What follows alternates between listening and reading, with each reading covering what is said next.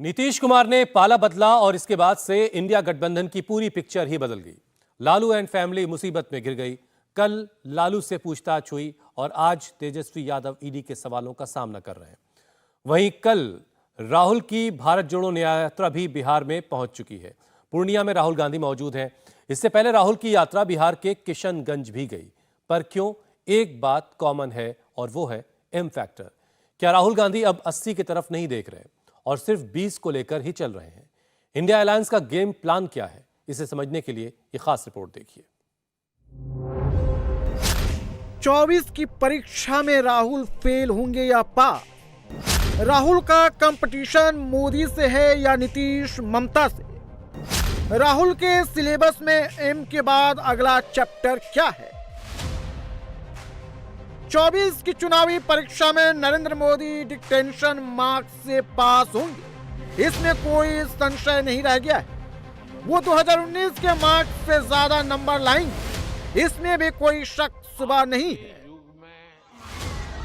लेकिन राहुल गांधी दावा ठोक रहे हैं कि वो नरेंद्र मोदी को फेल कर देंगे। राहुल के दावे में कितना दम है? राहुल अपना स्कोर कैसे कैलकुलेट कर रहे हैं या मिस कैलकुलेट कर रहे हैं?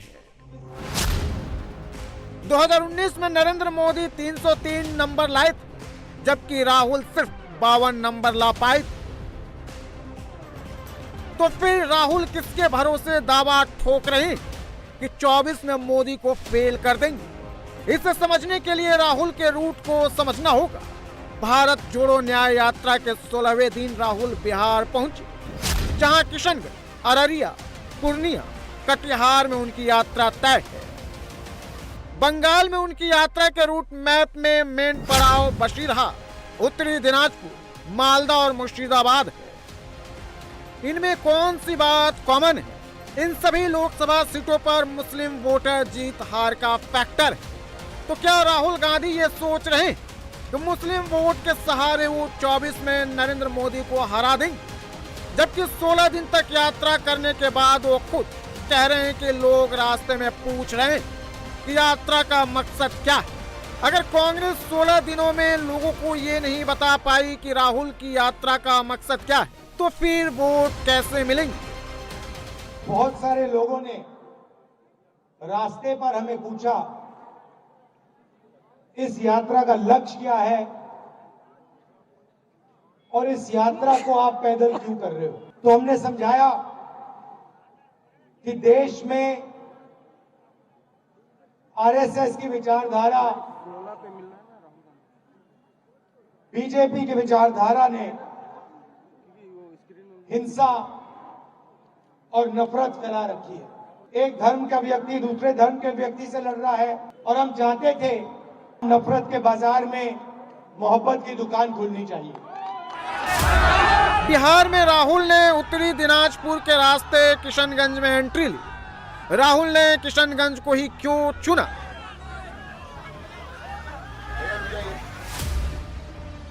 उन्नीस से 2019 तक कांग्रेस 6 बार किशनगंज लोकसभा सीट जीत चुकी है। पिछले 3 चुनाव 2009 से 2019 तक कांग्रेस यहां जीत की हैट्रिक बना चुकी है। 2014 की मोदी लहर में भी किशनगंज से कांग्रेस नहीं हारी थी। मतलब बिहार में कांग्रेस का सबसे मजबूत किला किशनगंज है। लेकिन 24 में मोदी कांग्रेस के इस किले को ध्वस्त करने का पूरा प्लान बना चुके हैं। नीतीश की घर वापसी उसी प्लान का एक हिस्सा है। मोदी कैसे इसे मुमकिन बनाएंगे, इसे भी समझ लेते हैं। 2014 में कांग्रेस को किशनगंज में 53.15% वोट मिले थे, जबकि 2019 में कांग्रेस सिर्फ 33.32% वोट हासिल कर पाई। 5 साल में उसके वोट में 19.83% की गिरावट आई। एनडीए के कोटे से जेडीयू को 30.19% वोट मिले, जबकि ओवैसी की पार्टी एआईएमआईएम को 26.78% वोट मिले। मतलब किशनगंज में एनडीए का वोट बैंक स्थिर है, जबकि कांग्रेस का टूट रहा है। सीमांचल मुस्लिम बाहुल इलाका है।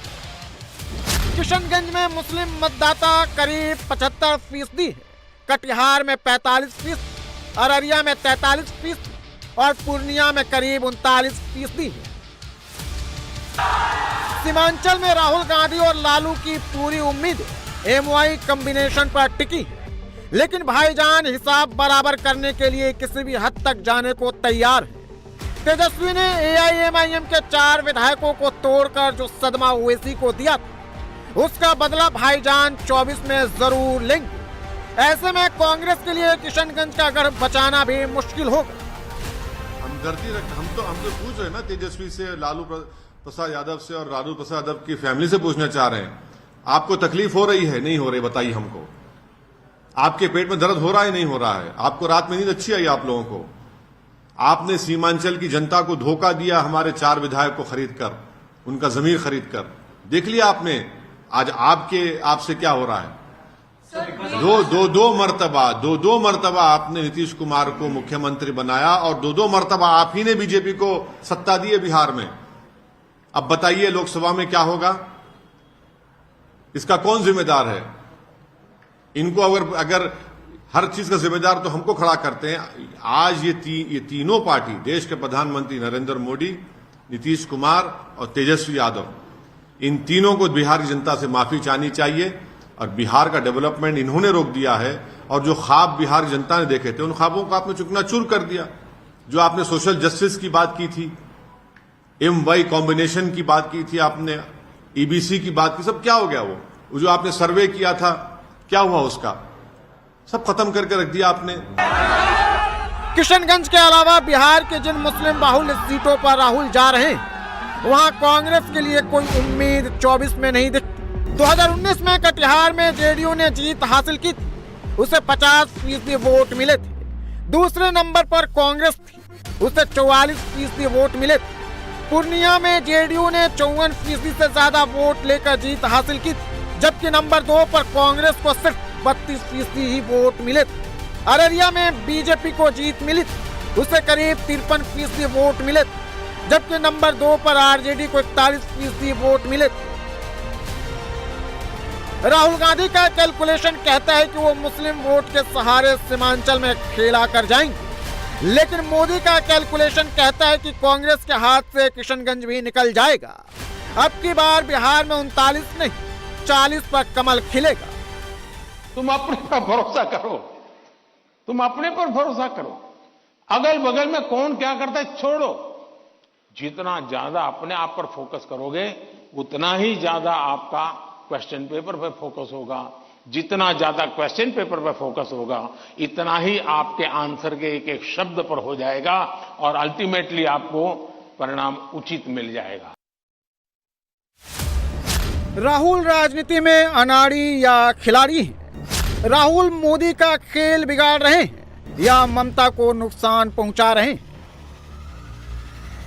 बंगाल में भी राहुल ने यात्रा का वही रूट पकड़ा जहां मुस्लिम पॉपुलेशन ज्यादा है। आगे भी उन्हीं इलाकों में जाने वाले हैं जहां मुस्लिम हार जीत तय करते हैं। इनमें बशीरहाट जहां 68% मुस्लिम है, मुर्शिदाबाद में 66%, मालदा में करीब 52% और उत्तरी दिनाजपुर में मुस्लिम आबादी करीब 50% है। बंगाल में मुस्लिम बाहुल्य सीटों पर ममता का दावा मजबूत है। ऐसे में राहुल के वहां यात्रा करने से नुकसान ममता को ही होगा। इसलिए बंगाल में ममता ने राहुल की यात्रा से दूरी बना ली थी। राहुल यही खेल यूपी में भी कर रहे हैं। अखिलेश यादव ने 11 सीट देने का ऐलान कर चुके हैं, लेकिन कांग्रेस राजी नहीं है। वो पश्चिमी यूपी को मुस्लिम बाहुल्य सीटें मांग रहे हैं। इनमें सहारनपुर, अमरोहा, मुरादाबाद, नगीना जैसी सीटें हैं। जबकि मुरादाबाद सीट समाजवादी पार्टी 2019 में जीती थी और अखिलेश यादव पहले ही नगीना सीट चंद्रशेखर रावण को देने का ऐलान कर चुके हैं। राहुल गांधी की भारत जोड़ो न्याय यात्रा उत्तर प्रदेश, पश्चिम बंगाल और बिहार जैसे राज्यों में मुस्लिम बहुल इलाकों से होकर के गुजर रही है। जाहिर तौर पर राहुल गांधी एक मैसेज देना चाहते हैं कि मुस्लिम मतदाताओं के लिए 2024 के लोकसभा चुनाव में कांग्रेस पार्टी ही एक विकल्प है।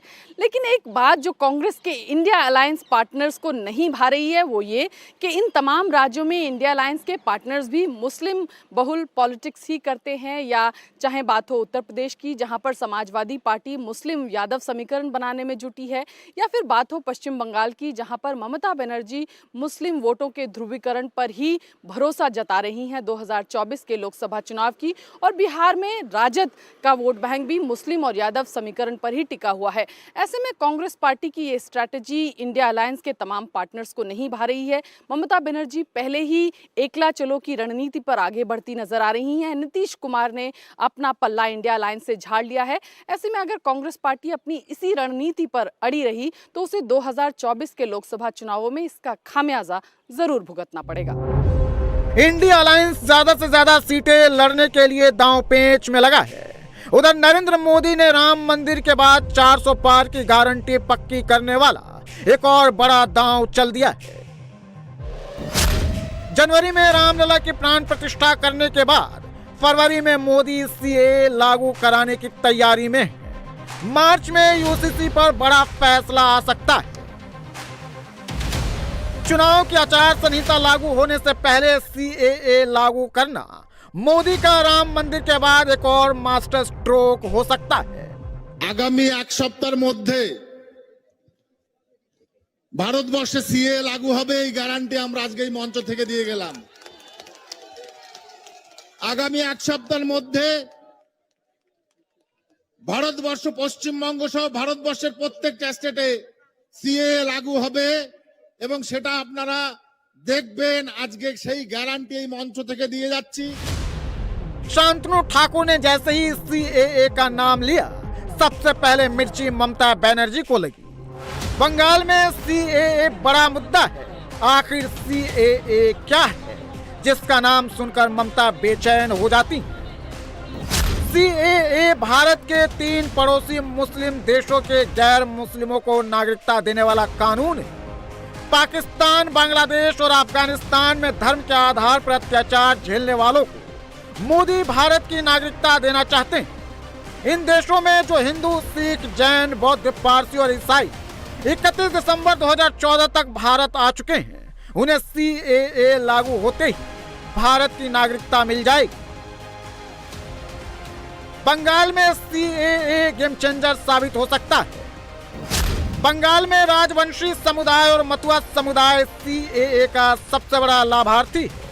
राजवंशी समुदाय कूच बिहार, जलपाईगुड़ी और अलीपुर द्वार समेत करीब 5 सीटों पर जीत हार तय करता है, जबकि राज्य की 10 रिजर्व सीटों में 4 सीट ऐसी हैं जहां मतुआ समुदाय का बोलबाला है। सीएए ममता के लिए दोहरा झटका है।